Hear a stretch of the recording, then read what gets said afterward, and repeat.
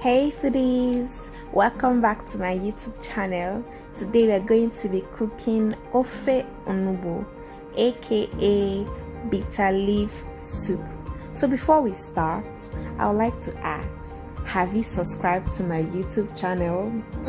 If you have not, please, what are you waiting for? I always like to start by cooking my meat plain. Once it's half cooked, then I add some mangala fish, and I can add some seasoning cube. This seasoning cube was so hard, so I just had to throw it in. Some Cameroon pepper.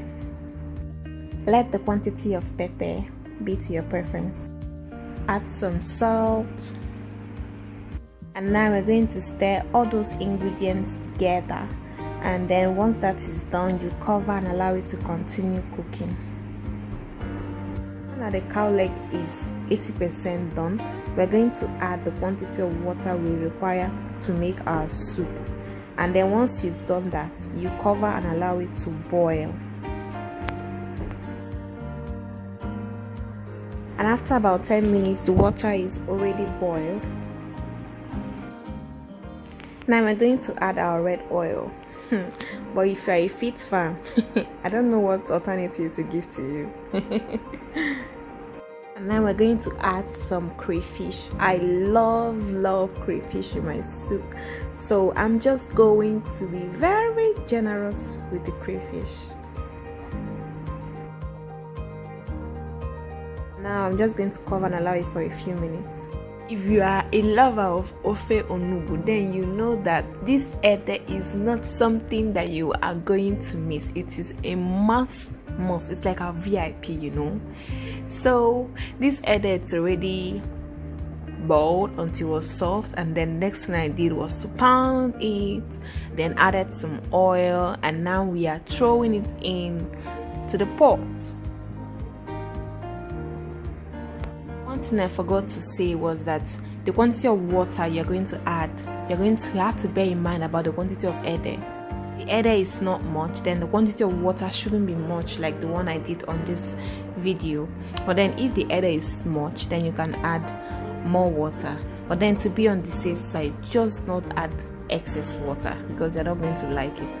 So after about 10 to 15 minutes, you're just going to dissolve the remaining ede left. The consistency was just exactly what I was gunning for. So now we just have to dissolve the remaining ede there. So now the soup is 90% done. So all that is left is our onugbu. Now we are ready for the next stage. And now we're going to be adding our bitter leaf. You know, this is what gives it that name, ofe onugbu. This is our VVIP. When we were much younger, I hated the part where you have to do the onugbu to kind of remove all those bitterness. I hated that part. It wasn't my favorite part. But now I have an easy method for you to use, and that is this. So you just have to, once you buy the onugbu, you just have to boil it, and once it's properly boiled, you just have to wash it thoroughly, and that is all. Believe me when I tell you that hack, it really works. So after you've added the onugbu, you're just going to cover it for about a few minutes. Voila. Our soup is ready. Please, I want to know who's making the swallow. You're wasting time. Please hurry up, you're wasting our time. And now over to our swallow. Semo is not the same thing as making gari. In making semo, it requires your 100% attention. So first we're going to start by stirring our water in a circular motion before starting to add our semovita gradually. Make sure that you're adding it in the middle. That way you prevent the lumps from forming. I don't know if you have any other method, but then the lumps, I've never dissolved. I've never ended up dissolving them. It's always like looking at me there. Like I'm just like, can you just dissolve already? So you just have to keep adding the semovita until you have arrived at your desired consistency. And once that is done, you're just going to now give it a stir. You have to combine, you have to keep turning and turning and turning, and then once that is done, you can add your water. And I'm going to tell you a story.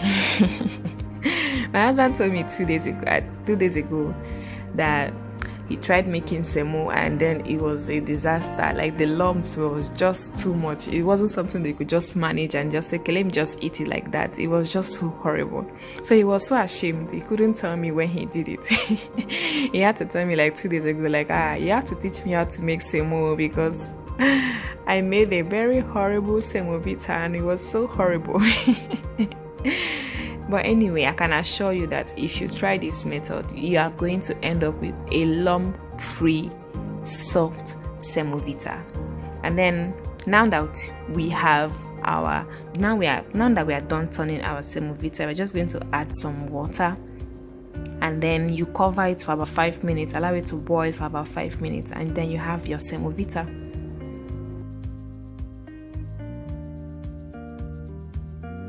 I really would love to know if this method has helped you in your semovita skills. Like, let us join the gang. We can't be allowing semovita to spoil our skills, embarrassing us anyhow. Now our food is ready. This food there is only for those people that subscribed.